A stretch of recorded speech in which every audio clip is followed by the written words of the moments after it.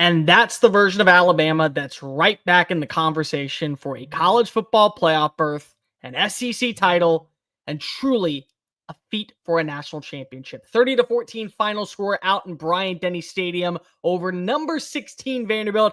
And Kalen DeBoer, he went for the jugular. Welcome on into SEC Unfiltered's instant reaction show. It's called Thompson here. Like the video, hit the ring notification. Commodore Country, Alabama Nation, make sure that you hit the subscribe button because we talk Commodores, we talk Crimson Tide, we talk college football daily here on the channel. Make sure that you go ahead and download the podcast version of the show. Follow us on social media and check out all of our great work found at secunfiltered.com. And as always, we're proudly brought to you by our friends over at FanDuel. Go visit FanDuel.com/SECU. Get started today with $300 in bonus bets when you win your first $5 bet. And I have a good feeling that many of you are going to want to take a big play on the Crimson Tide. Maybe it's on Kalen DeBoer, Coach of the Year. Maybe it's going to be on Ty Simpson for the Heisman Trophy. Maybe it's on Alabama to hoist up a national title. But you got to feel like right now, Alabama is trending in the right direction. So go on over to FanDuel.com while you still got the odds. FanDuel.com/SECU, $300 in bonus bets when you win your first $5 bet. Diego Pavia, coming into this game, said if we play our version of football, we play our version of Vanderbilt Commodore football, we will not lose this game. They did not play their version of Commodore football. Constant drops, miscommunication, bad false starts, couple of penalties that were ricocheting, 2 bad turnovers inside the red zone, and ultimately Alabama was able to capitalize. We always start with winners, so let's start there and then work our way over to Vanderbilt because I still believe that the Commodores have a lot to play for, and there is not a dull moment out in Nashville moving forward. Ty Simpson is surgical. I mean, at this point of the year, what more do you need to see from an absolute killer at quarterback? This is what you envision when you talk about having a quarterback that can guide your team in any single moment, in any single atmosphere, and in any single drive to the point of victory. At this moment, I don't know where you go if you're saying that we have a better quarterback currently in college football, because this is who we're talking about. Ty Simpson did things that no one else could have accomplished in this Ryan Grubb offense. I even think that you could say Michael Penix could accomplish them at times. He was cool. He was calm. He never was decisive. He always kept the play ahead of him. Even when he made a mistake, 4th down, you're trying to arm punt it into the end zone. Okay, well, that's an interception. So what do? You respond. You find your way to go ahead and get a deep shot to Ryan Williams. Then you find your way to go ahead and get another play off to Josh Sevis. Then you find your way to go get Ryan Williams in the end zone. You deliver strike after strike. Watch as Vanderbilt's able to go ahead and put up some points on the board. Okay, let's go ahead and respond. Slip, slap, everything right back and forth. Jeremy Bernard into the end zone. You tie the game at 14. You feel like that momentum is starting to go on your side. Literally, perfect day for him. 23 of 31, 340 yards. Had the bad interception, but you'll take that so long as you're able to connect with the offense. And that, my friends, is what we were able to see at times.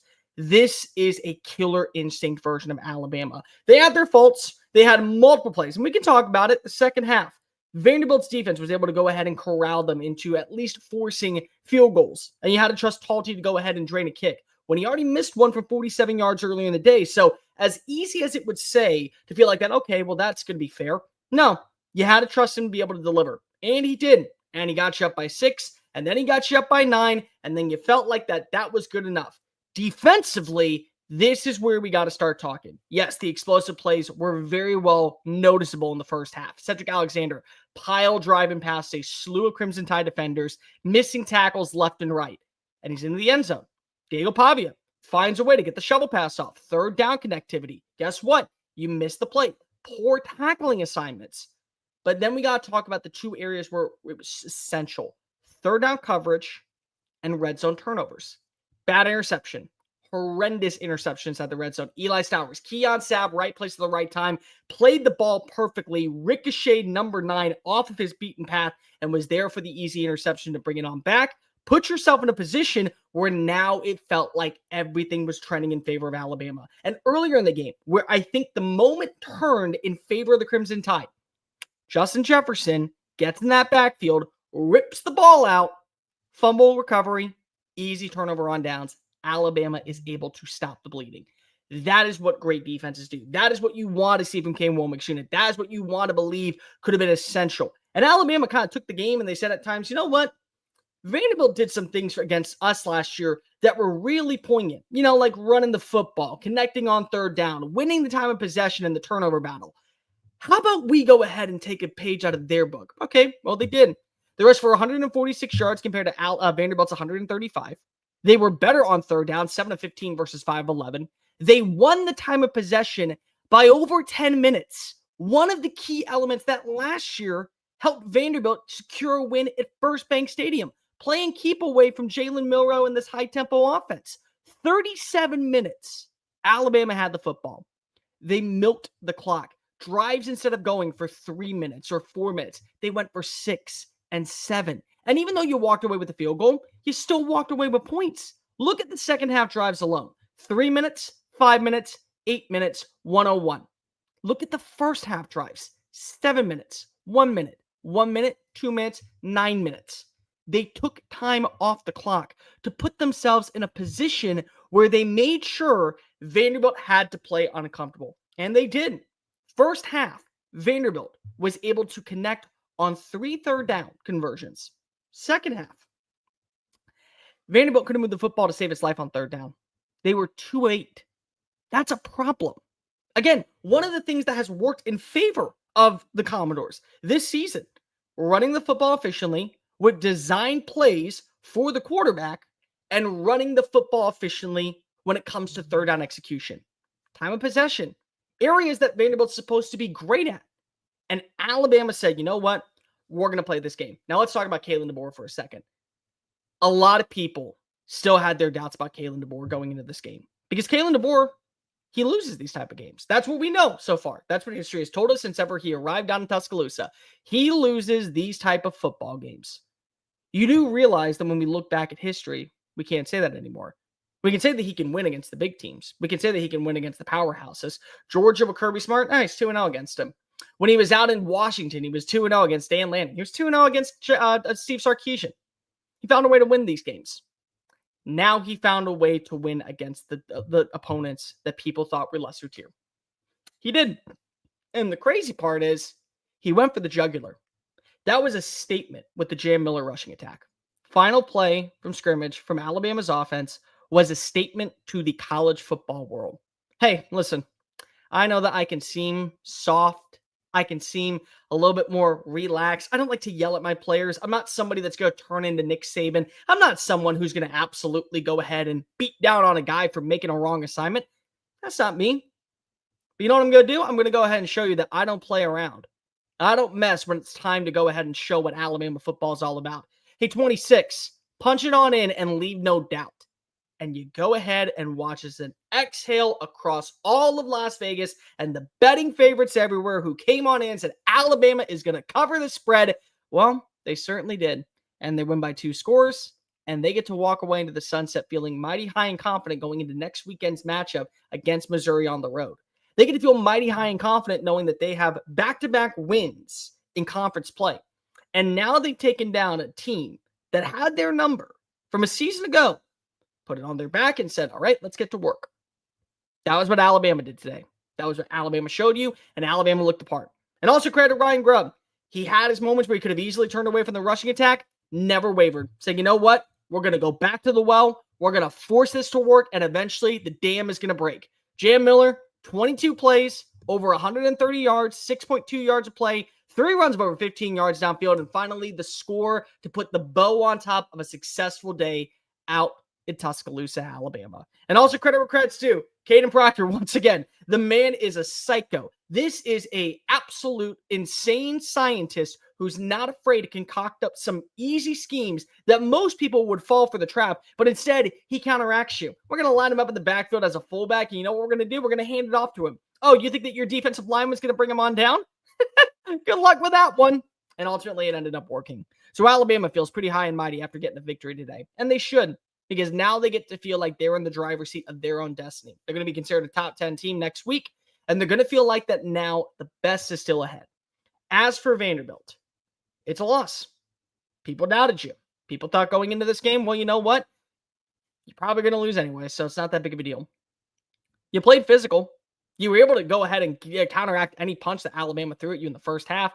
It just came down to the minute details at the worst times possible. Diego Pavia doesn't turn the ball over inside the red zone. He did twice today. That's a fault. They were great on third down throughout the entire season. Look at the numbers going into this game against Georgia State, against South Carolina, against even, you could throw in, I would say, Virginia Tech on the road. Couldn't move the football in the second half on third down. Drives were stalled offensively, and the defense for Alabama came and delivered. Pavia made some really risky throws, and 2 of them came back to bite him in the keister. Thankfully, one of them was called back because of it was a holding call defensively, but both of those turnovers easily could have happened to him to where we're saying he had a 2-interception day. It's a performance to build off of if you are Vanderbilt. But we also got to realize Vanderbilt at this point is human. And there are some faults that you're going to have to worry about, including the self-inflicting wounds. I mean, think about this. The final drive, Alabama gets a field goal. You're down by 9, and you have an opportunity to go ahead and strike. What happens? Before the even drive begins, you set yourself back 15 yards because of a penalty, a careless one that most veteran teams should never make on special teams. Let the player get out of bounds. Don't hit him. Don't get caught. Ultimately, 15 yards. Okay. Then you set yourself up with a false start call. You set yourself up with a couple of neutral zone infraction calls. Overall, the problem is Vanderbilt also lost in the penalty battle. And that's something that Alabama is accustomed to doing. 5 penalties for 52 yards. Alabama had 3 for 30. Little details like that maybe don't seem like a big deal, but they go a long way, especially regarding the status of your team and what we expect from you moving forward. But you went into the belly of the beast and you gave Alabama a good fight. And I'm not saying that you take moral victories here, but you're still sitting at 5-1. Teams like Texas now are basically playing with their life on the line every single week. You play the version that you played today against Texas on the road. If you're able to force as many turnovers as Florida did, you can win that game. You can absolutely put yourself in a position to win that football game. You certainly can do so against Auburn. You're getting Missouri at home. So there's a lot of things that are still ahead for Vanderbilt. It's just Alabama had this game circled. And the problem is that we saw last year, you delivered a performance to remember in front of your home crowd. Everybody knew you meant business when you took on the Crimson Tide, including Alabama.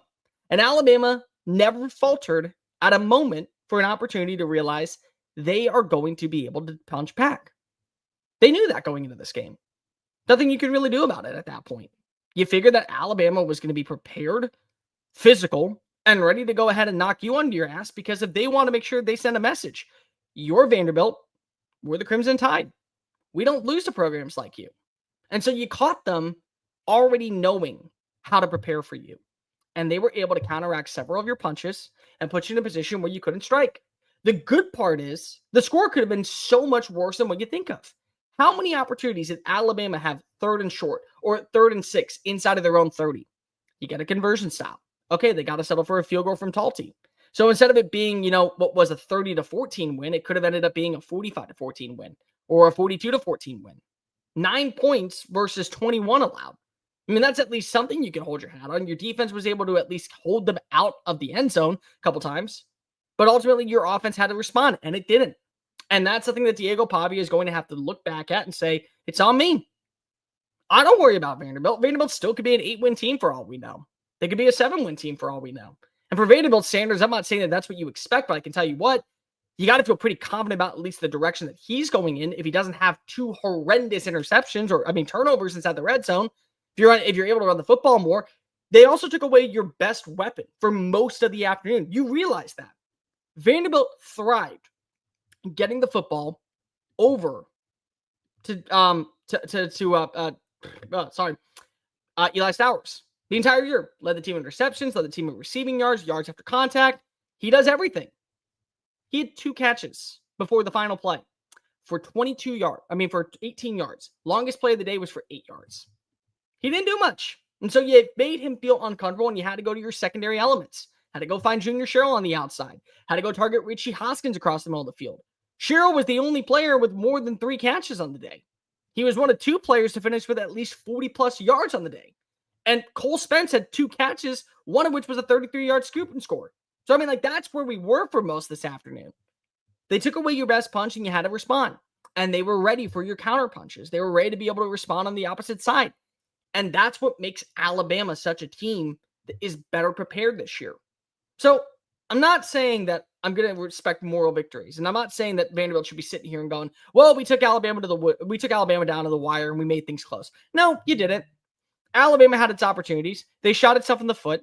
they put themselves in a position to where they were able to at least maybe go ahead and score by more, and they didn't. And maybe that's a testament to what we have with the defense for Vanderbilt, but also at the same time, Vanderbilt had an opportunity to score offensively, and they did nothing with their chances. So for Alabama, you feel pretty confident in the direction that you're going in, moving into next week against Missouri. And then you get to face off against Tennessee, and then you get to go ahead and take a breather, and then you get to go ahead and face off against LSU. And at that point, you should have a pretty good gauge of who you are. My apologies. Throw South Carolina in before the bye week, and then you face off against LSU. You got to take on a mobile quarterback. You took away his best asset with his legs. 12 carries for 58 yards for 4.8 yards of play. He wasn't the leading rusher in the day. You forced them to turn to Cedric Alexander. Defensively, you got 2 red zone turnovers, which were massive to be able to set the tone for you going into your scoring drives. You kept things close in the first half, and you never panicked. You got a quarterback that's good enough to lead you to a college football playoff appearance, if not a national title. And you got a coach that does things different than Nick Saban, but the expectations don't change throughout the week. They're there in practice. They're there on game days. They're there throughout the game. And that's what you need to see. You can beat the big boys on the road. You can win the games that you're supposed to at home. Got to feel pretty confident. For Vanderbilt, it's back to the drawing board. Consider this a fresh start. You got 6 more games to be able to put yourself in a position where maybe you get a rematch against Alabama down in Atlanta.